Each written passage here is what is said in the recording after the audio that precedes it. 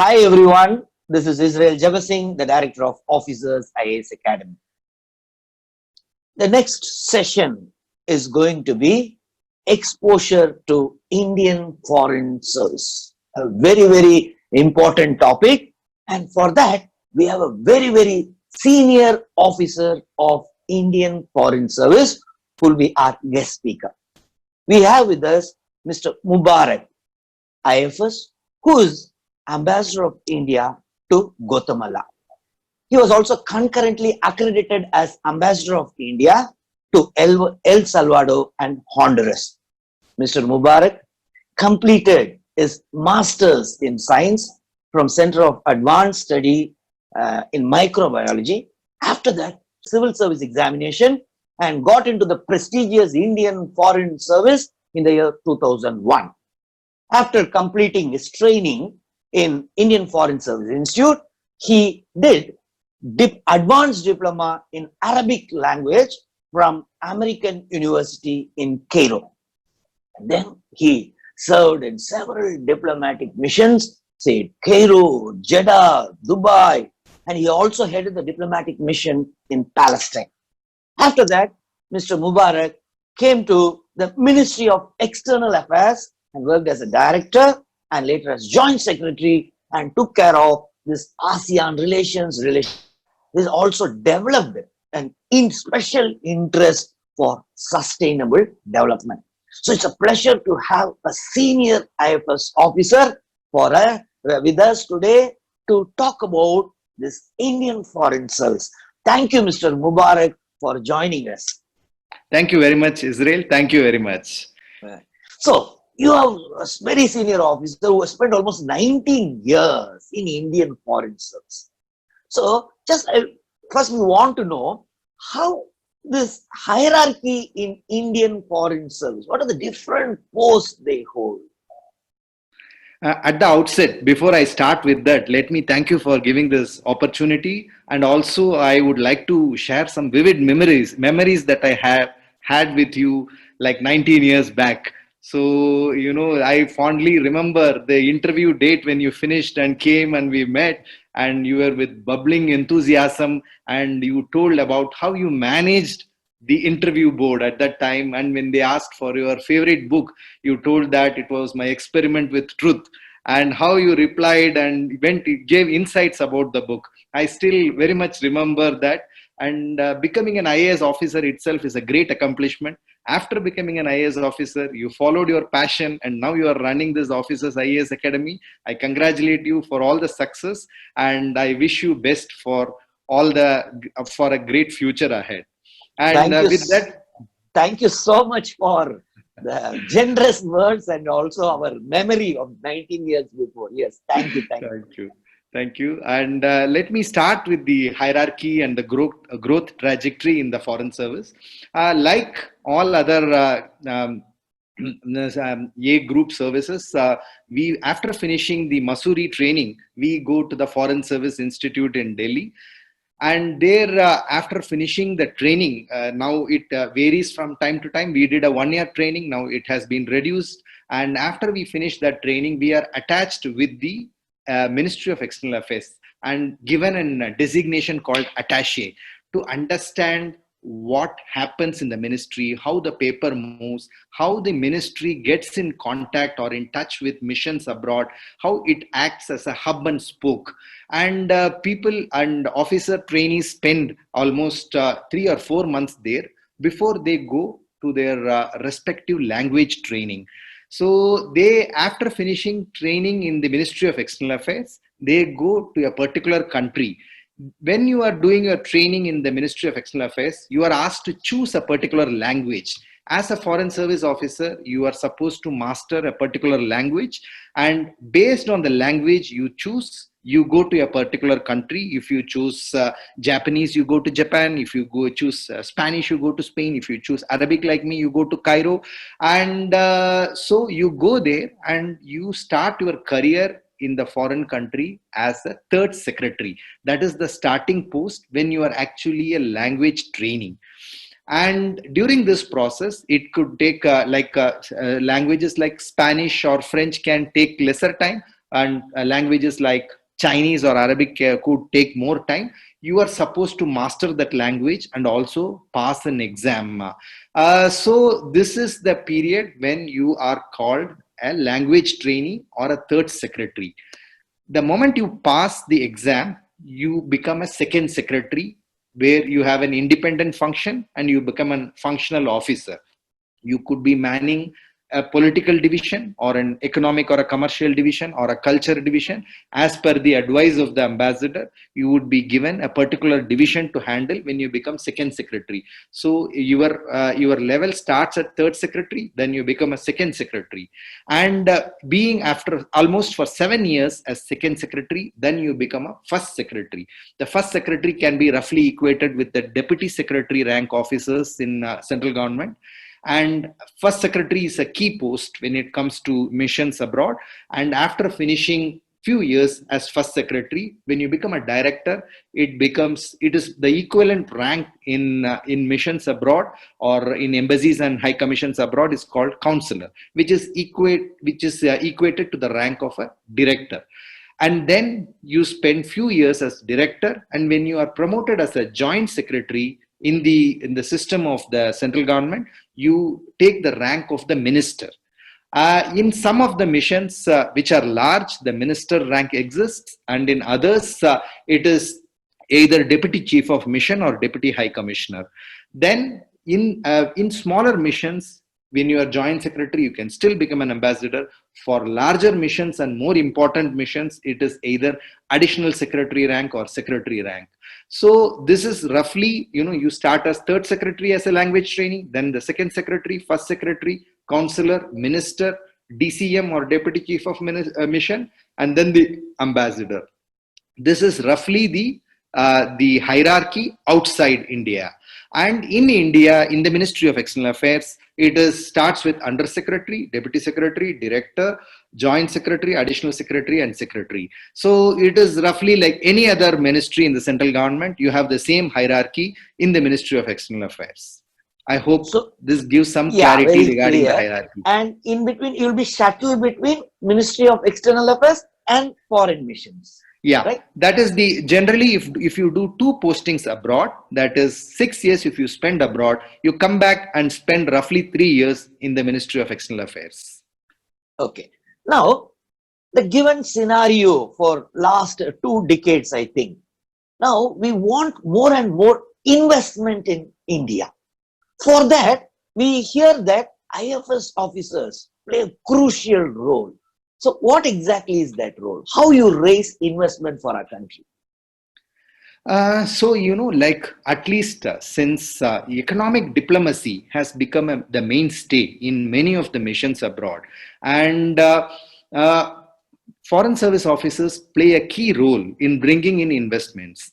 But before I talk about foreign service officers or companies that are interested to invest in India, you should understand that there should be a strong political will in both countries. The countries from where a company is ready to invest, or a fund which is there to ready to invest, or the country which is receiving that fund. There should be a strong political will, and there should also be a good trust between the two governments and a strong diplomatic relations between the two governments. I think these are prerequisites before any investment comes in.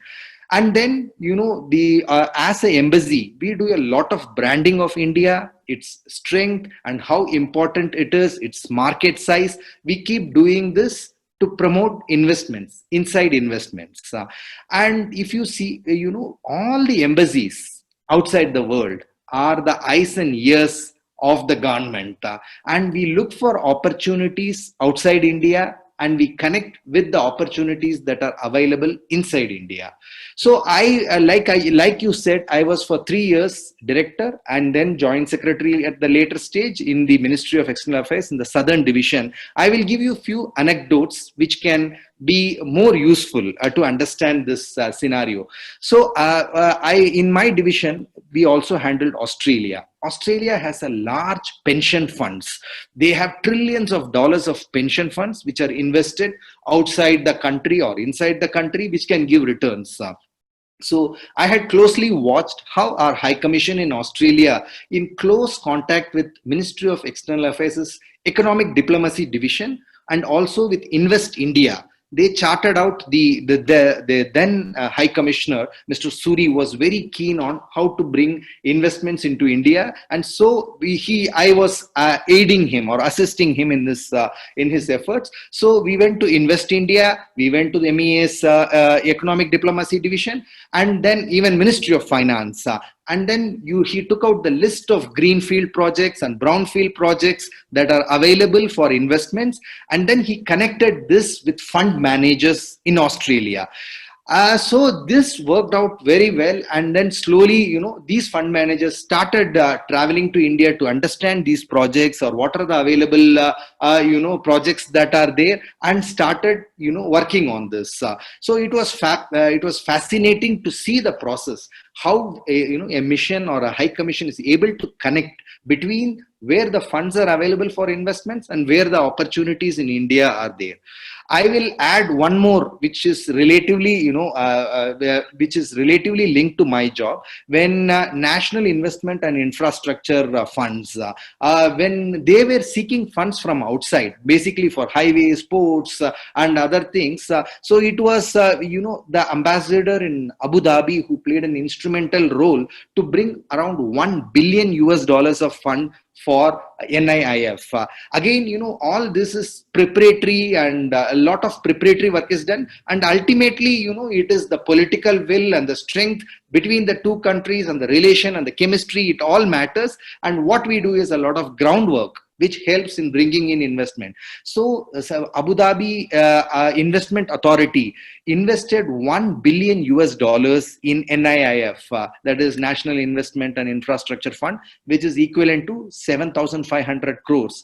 And then our mission in Singapore followed suit, which, because in Southern Division we handle Singapore, I could see this closely, and our mission did a lot of groundwork to motivate Temasek, which is an investment fund in Singapore, to invest $400 million in NIIF, which is again equivalent to roughly 3,000 crores.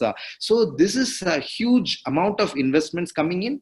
Like I said, political will, the political chemistry, the connect between the countries and leadership is all important, but we do a lot of groundwork in bringing in these investments. Just to add two more points, it is not only the investments that are coming in is important, but investments that are made outside is also important, and it is closely linked to several security of the country, like energy security and food security. If you see ONGC, they have invested in oil fields in offshore of Vietnam. They have invested in Africa to ensure that our energy security is always met. So this is again, the Ministry of External Affairs and the missions abroad are key in developing these linkages, so that these energy security investments are made outwards. Also food security.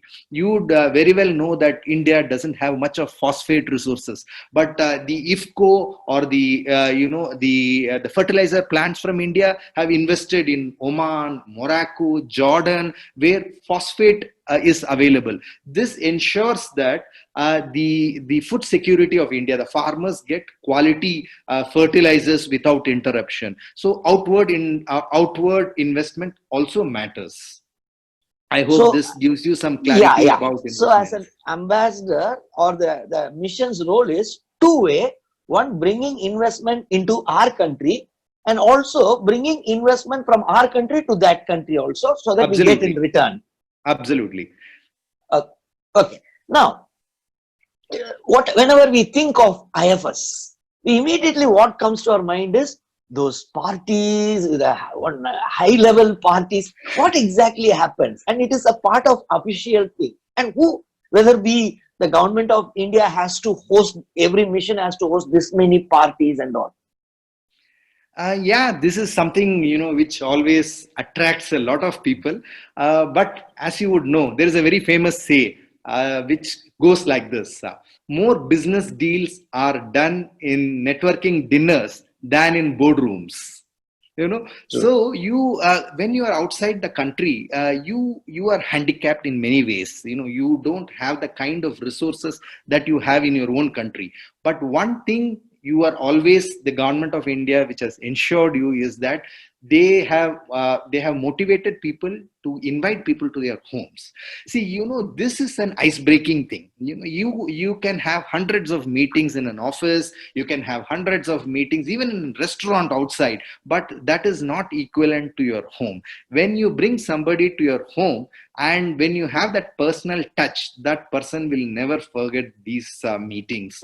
And it is also like an icebreaker. They are at a more casual environment where they share better insights, and you can work with them in different wavelengths than to go to a minister's office and have a meeting with him across the table, or to have in a sofa, and sit with him and have a meeting with him in a casual way.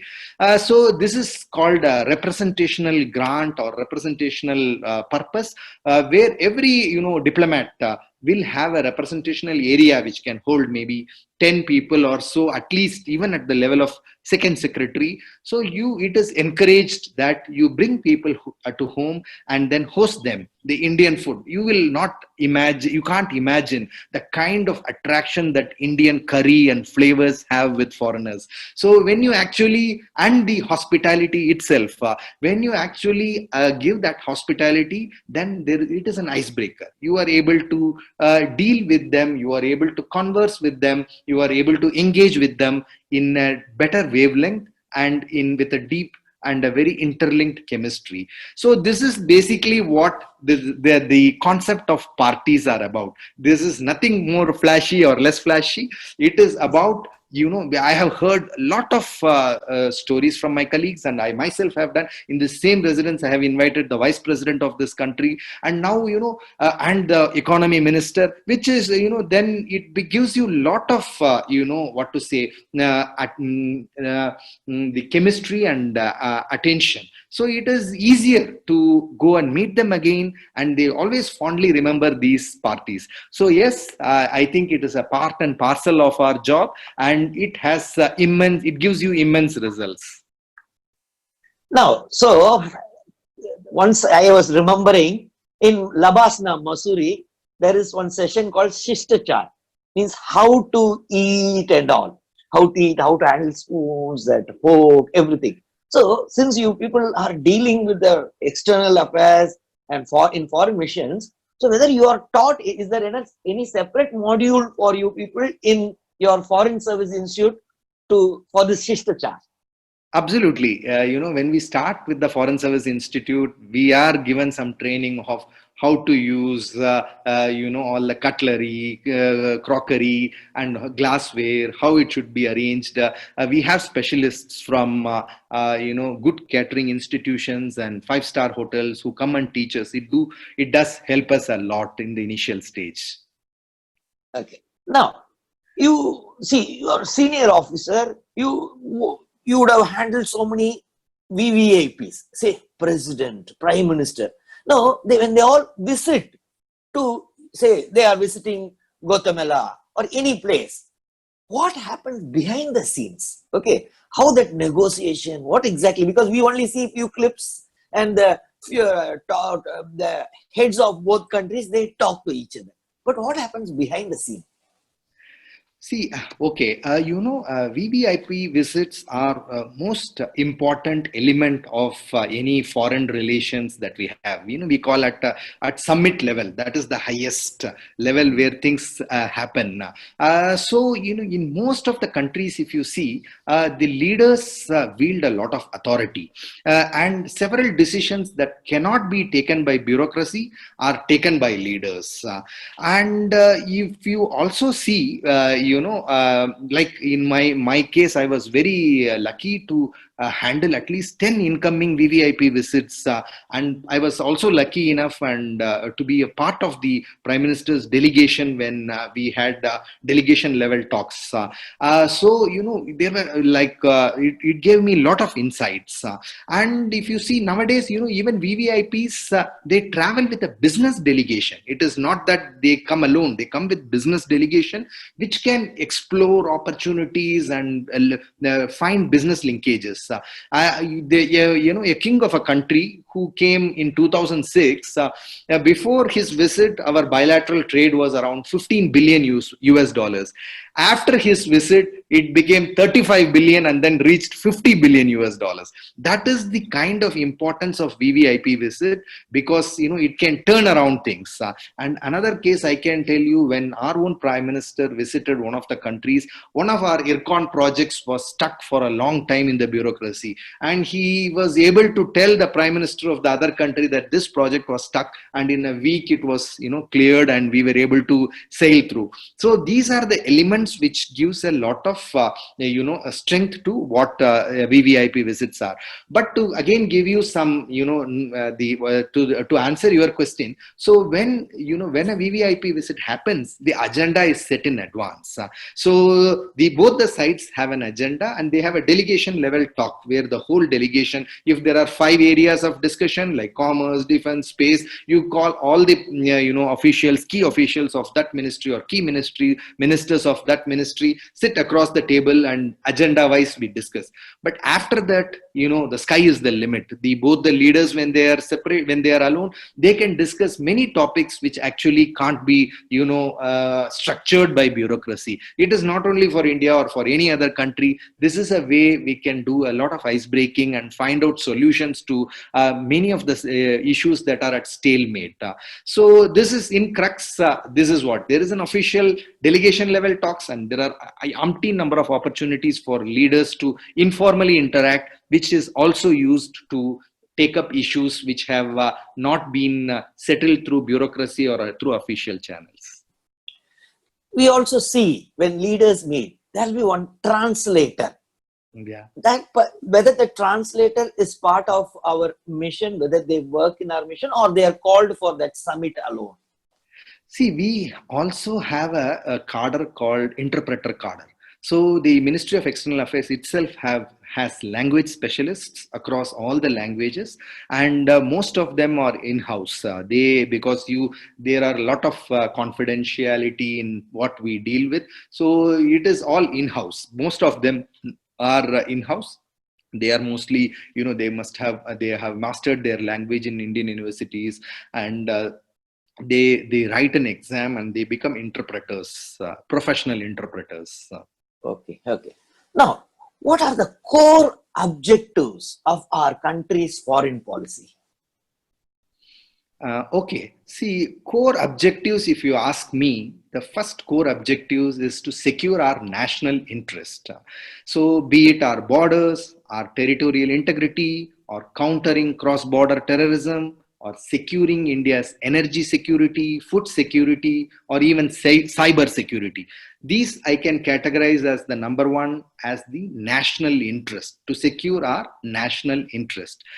And number two, if you see, how we engage with the world, the engagement with the world is not one way. How that engagement is useful in improving or bringing in inclusive development in India, like bringing in FDI, collaboration in technology, or finding partners in programs like smart cities, where Singapore, if you see, is a partner, or Make in India, where if you see Germany is a partner. This is all ultimately helping the Indian industry for inclusive domestic development. It is not one way that, this is all we are plowing in these expertise, these engagements to bring in development in the country. Even for Digital India, if you see, there are a lot of skills India. So all these we engage with the world to bring in. This external engagement is for bringing inclusive domestic development. So this is the second one, is securing our national interest, and second is to engage with the world so that we can have an inclusive domestic development. And third is India's voice has to be heard in the global platform.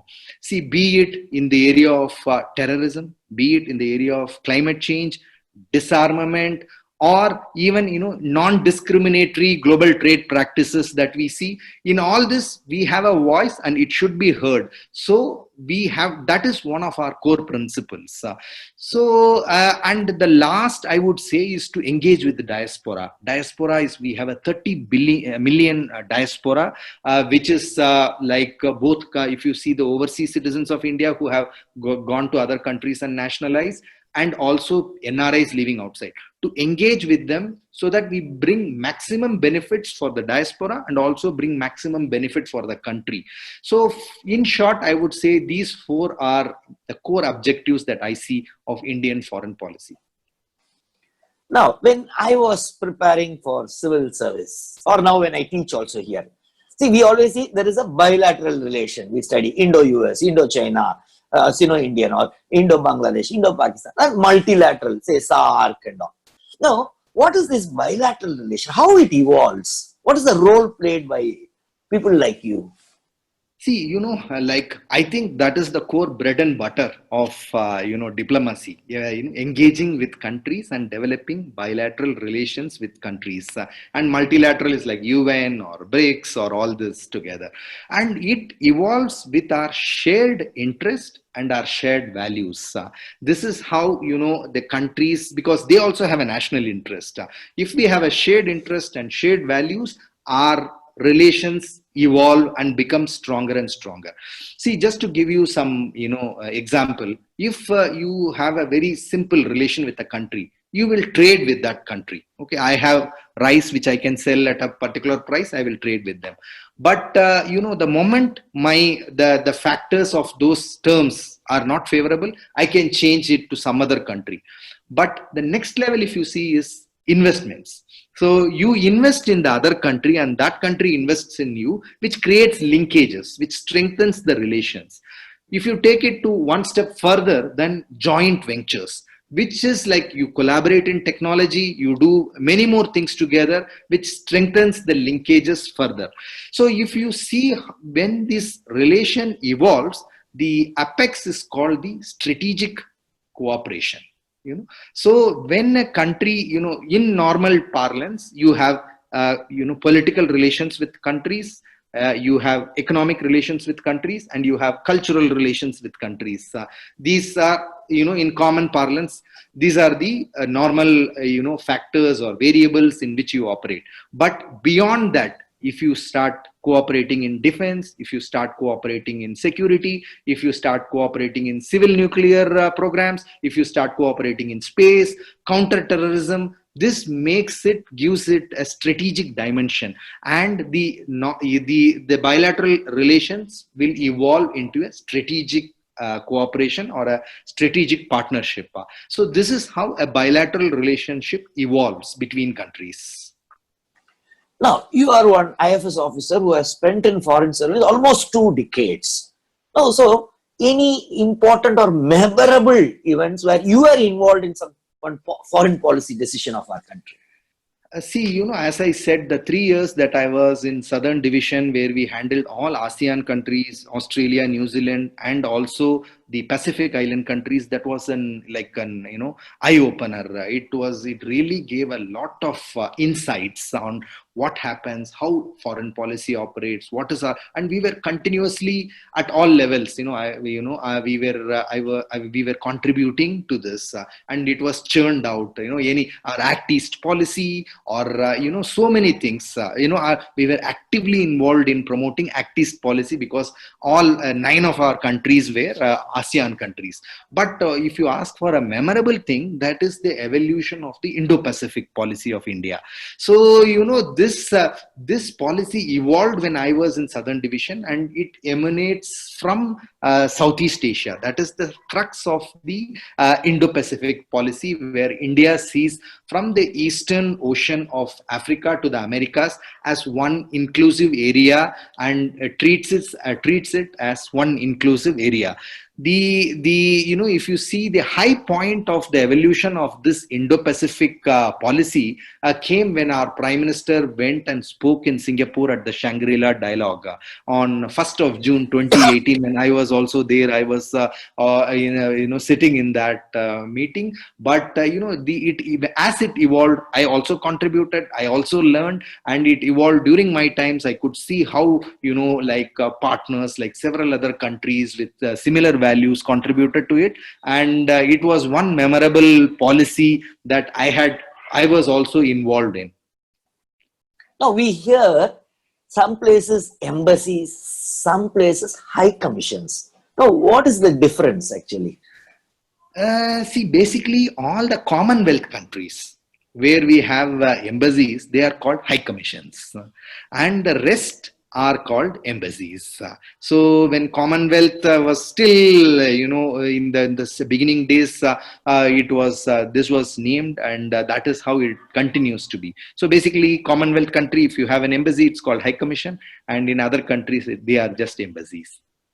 Okay. Now, whether it is embassies or high commissions, it is not just IFS officers. You may be 2 people or 3 people, but so many other people will be there, supporting staff and all. Now, how they are recruited?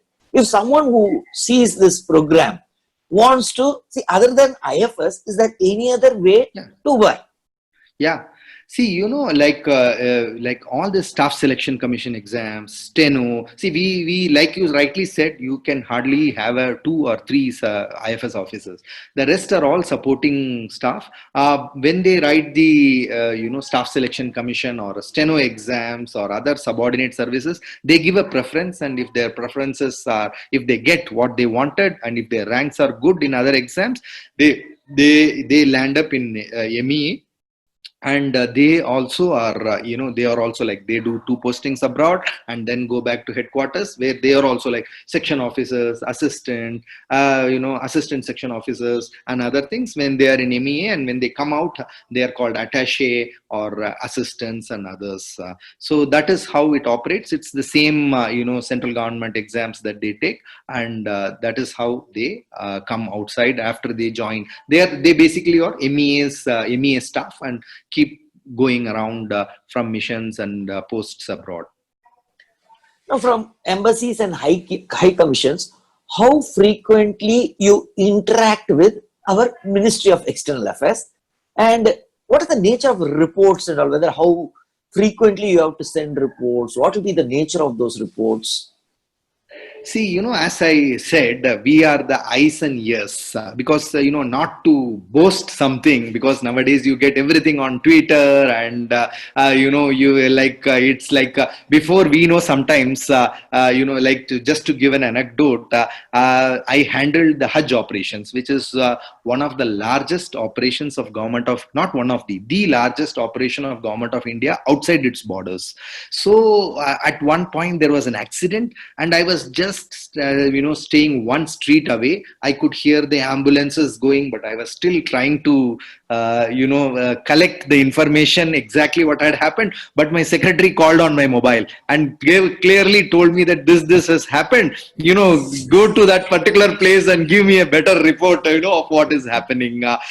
So that is how information flows these years. But then but when it comes to analysis, when it comes to assessment, and that is, you have to be there, and you have to take a call.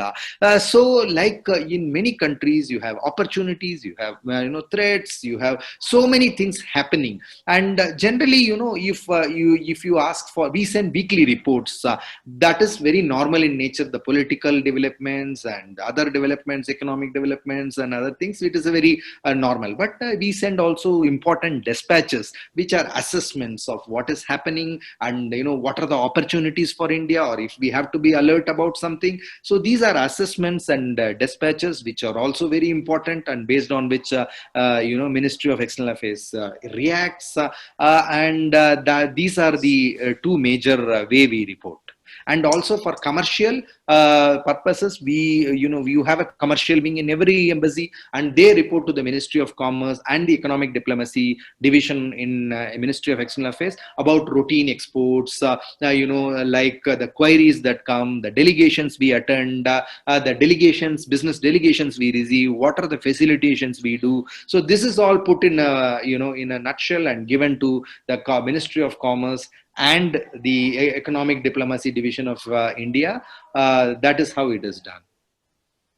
Okay. Do IAS officers also get postings in some diplomatic missions? Because many who are also will be IAS aspirants also Yeah. other than IFS. So all want to know, because hearing you saying, so someone who wants to get into IAS also, whether they have some chances. So, Yeah, I think, it is mostly functional in nature. So when you are a small embassy, you do multiple jobs, you wear multiple hats.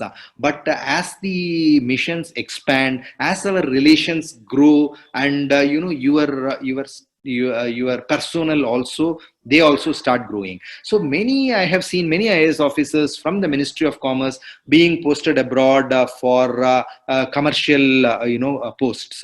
But I have also seen the Indian ambassador to WTO, which is the permanent mission of India in Geneva. I have always seen it's an IAS officer. So there are several IAS officers also, but mainly when they work in ministries in Delhi, from there they will be posted to posted abroad. okay. Now, there are some organizations which all want to enter, say, United Nations, WTO, WHO, like that. Whether IFS officers, they can easily enter that, or it's like for other officers also, like IAS, or equal chances, or IFS have better chance. No, I think in like I have seen when when UN postings come out, they are more than in headquarters or in offices. They have field jobs which has specific requirements, which many of the IAS officers are, or in other even for that matter, if you have doctors of AIMS or railway service officers, many of them qualify for these things. But when it comes to, of course, people who have worked in multilateral bodies, for them, they may know of openings coming up in in headquarters of various organizations. But I have seen in field work and other things, it is mostly it is non-IFS people who generally go, and they actually shine well there too. Now, PMO, Prime Minister's Office, that will be a dream for so many people. Every service wants to, because PMO is the most powerful body, they say. Now, whether IFS officers get posted to PMO? Yes, the whatever the division that deals with foreign policy in PMO, you will have a joint secretary, director, deputy secretary handling various regions and coordinating with MEA. So and even secretary to PM, one person at least who deals with the external connections. Because a lot of politics it has an international dimension. It's not only domestic politics. So many meetings, G20 is coming, you have so many things all around, and this is the IFS officers do work in PMO. Now, there may be some countries which we may not be that friendly and all. So, just I want to know whether there are some civil and, say, is there an immunity for the Indian Foreign Service people against civil and criminal proceedings in such countries? Because a false case can also be done. That's why I'm asking.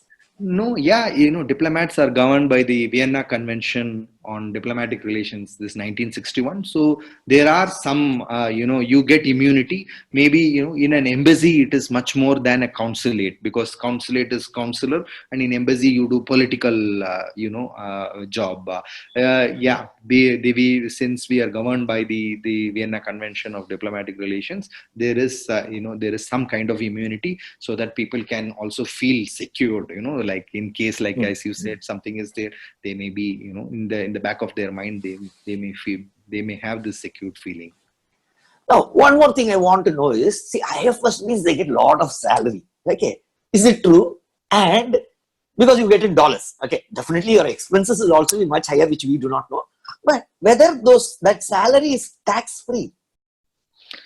Yes, see, when you work in India, like you have the basic salary, you have dearness allowance, and so many allowances. Like that, when you come outside, while your basic salary will stay, you also get a foreign allowance to manage the cost of living, the variations that you have, and the various things that you have to do outside. So, yes, definitely, and it is tax free, and it is reasonably good for to have a decent living outside the country, and and it is tax free. And if you are if you are a spendthrift, like I had one of our ambassadors who came from a very strong background, and he told that like half of his tenure, he used to get money from India to meet his expenditure, because he used to play golf, he used to do so many things and all.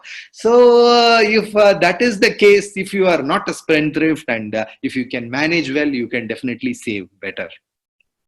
And when IFS officers get posted in India, say Ministry of External Affairs, at that time, whether you have to pay tax.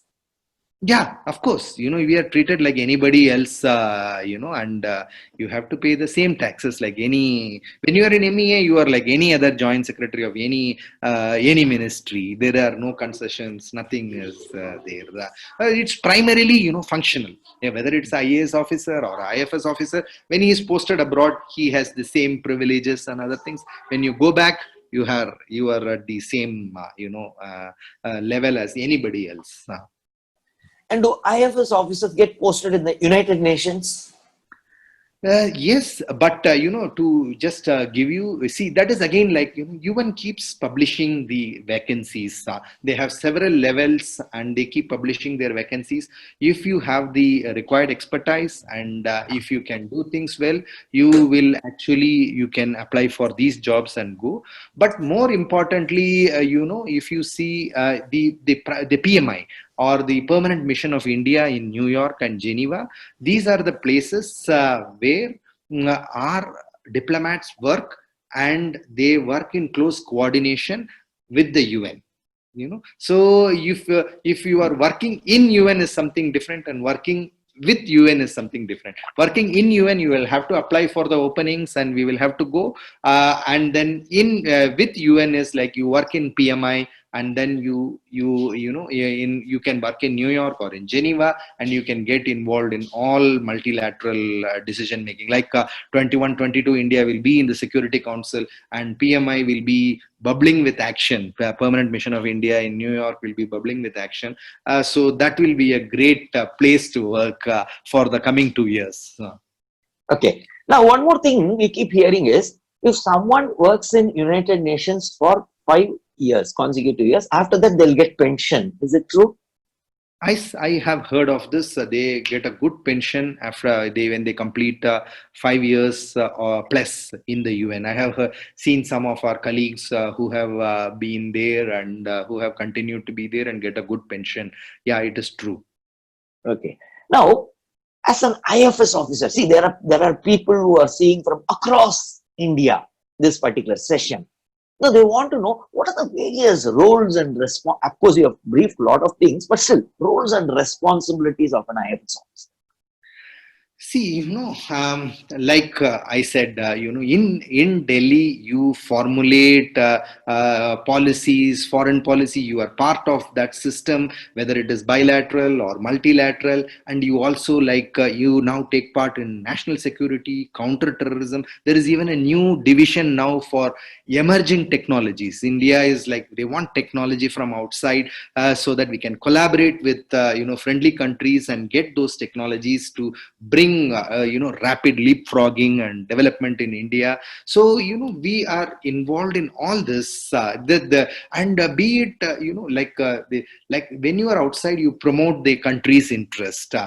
So branding India, bringing investments into India, bringing strategic equation between a country and India. There are so many things that we do. But if you ask about you also spoke about the variety. I think it gives you a vast exposure. So you experience the culture, you experience the people, and you can become an expert of a particular region or a country when you are outside.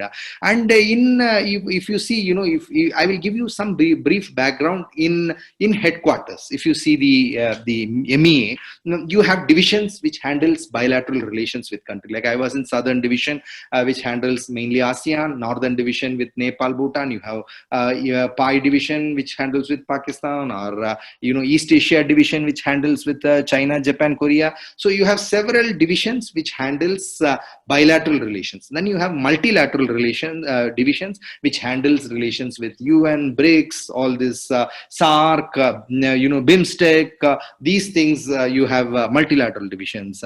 And again, in the past like 10-15 years, you have the economic diplomacy division, which basically the bread and butter is to see how we can engage, promote trade between countries, promote investments, promote joint ventures, see how technology can be brought into India. So this is a division. And we have, DISA, disarmament, maritime security, that is a division. And you also have a division called OIA, Overseas Indian Affairs. It used to be a ministry before, it is a division now in the MEA, and which handles the diaspora policy. What should be India's diaspora policy? And then PPNR division is again, policy and research division, which, churns out what we should do. Like, this is a COVID situation, how we should, use this opportunity, utilize this opportunity, what are the things. So they churn out a lot of research with consultants, with the think tanks, and bring out what is required. And you have the XP division. You all know the spokesperson of MEA. So that is another division which is like, not only it's only about spokesperson, they come out with a lot of documentaries, they come out with a lot of branding materials and other things which helps missions outside to better brand India. So then like, if you are in missions outside, if you see, I will just give you a small example of how I came through this. I started as a third secretary in Cairo, learned the language there. Then I was fortunate to head the culture center there. It was a huge culture center with around 20-30 people working with regular yoga classes and Hindi classes and music instrument classes and all. I was heading there. From there I went to Dubai, where our primary engagement was both in commerce and community. And by the way, if you see UAE, the Indian population is more than the local population. So you have so many challenges and also opportunities, like business opportunities there. Then I went to Jeddah, where I handled Hajj, where again, it is like the largest operation, as I said, outside the Indian borders by the government of India. So that was a great exposure. 200,000 people coming from India, like 250 deaths, 10 births, so many accidents, challenges, and you have to hospitalizations, people losing passports, documents, so many challenges.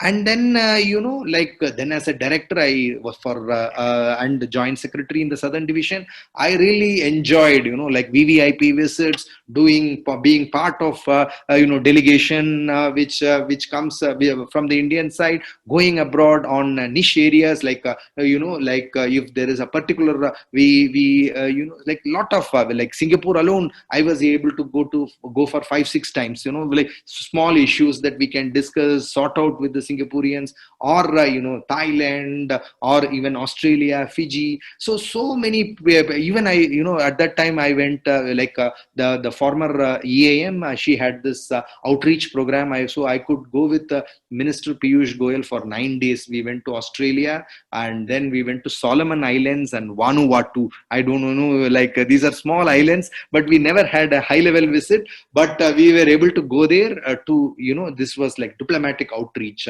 So, it has a lot of variety, lot of roles, lot of responsibilities, and, anybody who is aspiring to become a civil servant would love to become an IFS officer.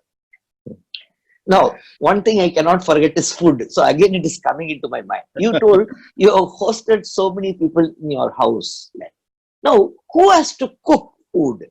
Okay, whether you have cooks in the mission.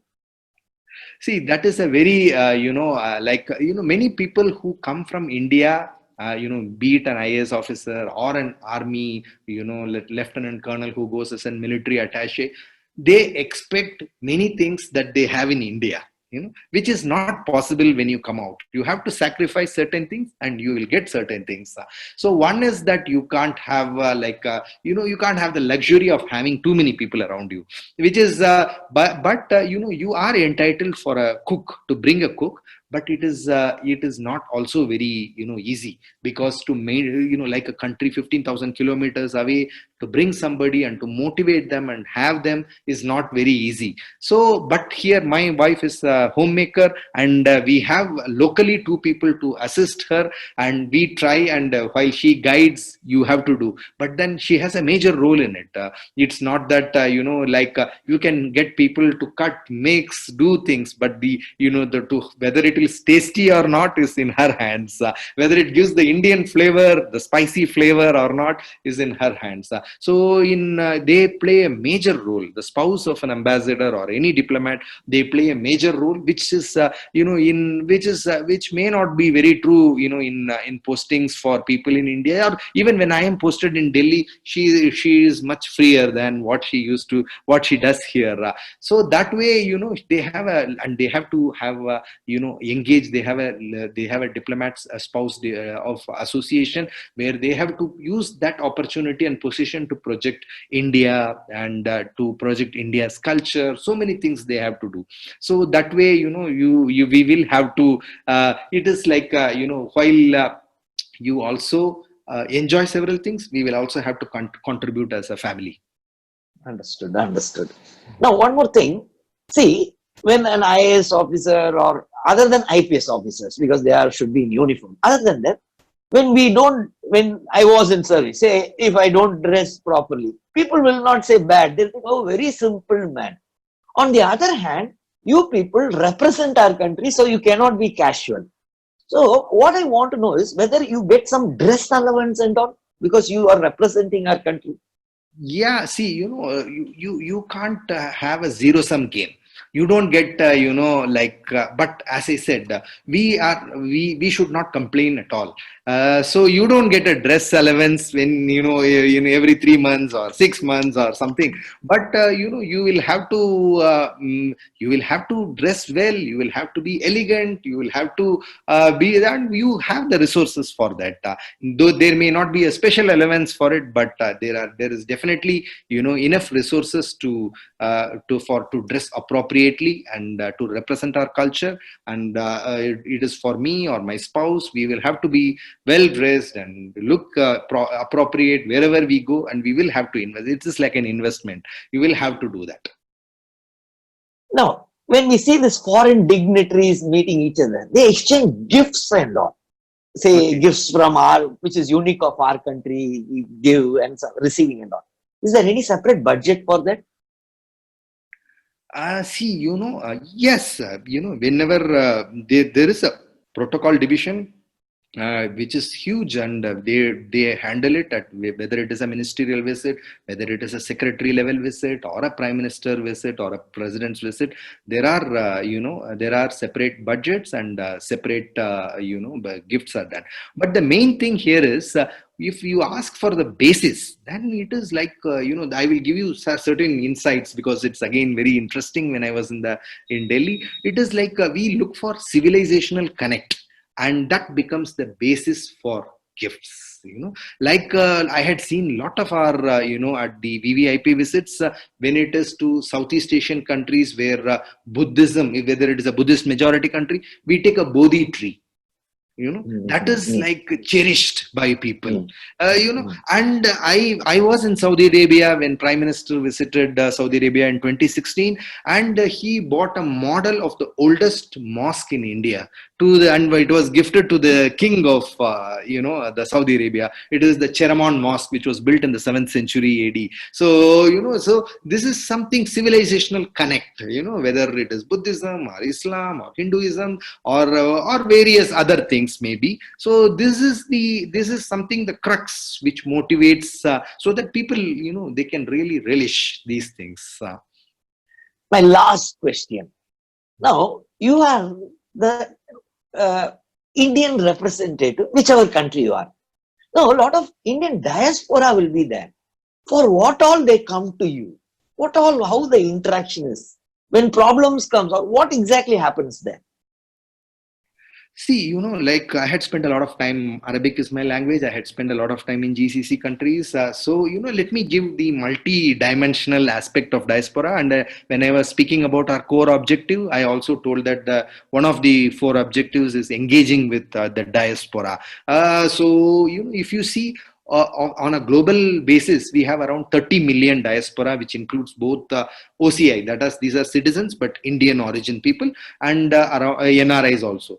Yeah, you only in GCC, if you see, there are 7 million people. In India, million is nothing. But if you tell Guatemala, they have only 15 million, 14 million population. If you say we have 7 million in these countries, it is a big number. And the remittances that comes from all over the world to India is 70 billion US dollars per year, which is itself a big chunk of our GDP. In only from Gulf, we get 40 billion US dollars, per year. It's a huge money which is coming, and people are getting jobs and other things.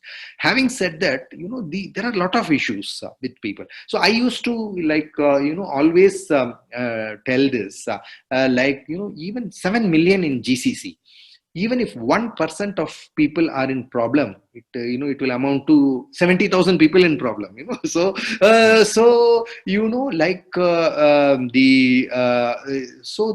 missions have to be very responsive. And most of the issues you ask, what are the major issues? I think if you take GCC, which has the chunk of people, NRIs who are there, and people mainly in semi-skilled category, not like the people, software engineers who are the doctors who go to US and Europe, who can take care of themselves.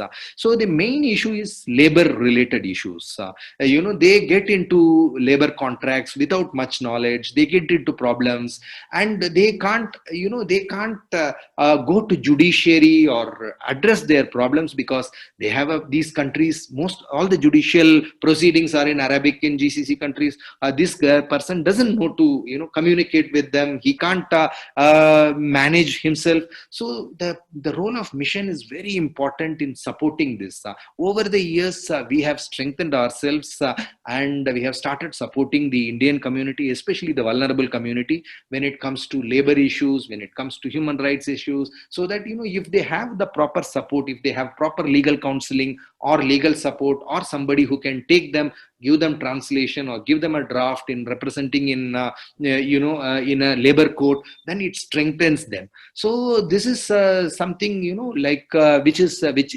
I think the labor issues are the main issues, because most of them go especially in GCC, go for semi-skilled work, blue collar, you can say. So they get into issues, and then you will have to assist them and help them. And also, if you see in the last few years, we have really gone out of way, like the evacuation that happened in Yemen, and the Vande Bharat mission, which has crossed 5 lakh now, bringing people from outside from India. These are all more proactive approaches of going to people and trying to resolve. You can't solve all the problems, but you try to address, and you are sincere, at least, so people understand that, okay, the system is sincere, they are trying to help us. Okay, there may be some okay, this border is closed, they can't go, you have to take a road and go. So there are issues, but at least you are sincere, you are trying to help them. And in most of the cases, when you have a structured approach, you are able to help them.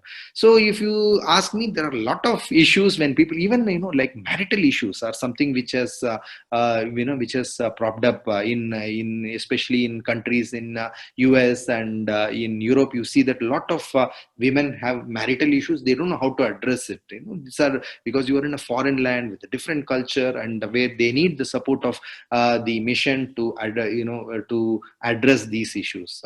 And there is also another dimension where now, just to add to what you started with, so the many of them also come back with expertise. They might have been gone like a raw person. They had now, after working for a few years in nice good companies or in good professions, they gain expertise, come back and start their own business in the country, which is they develop the skills, they upgrade their skills, come back and do things.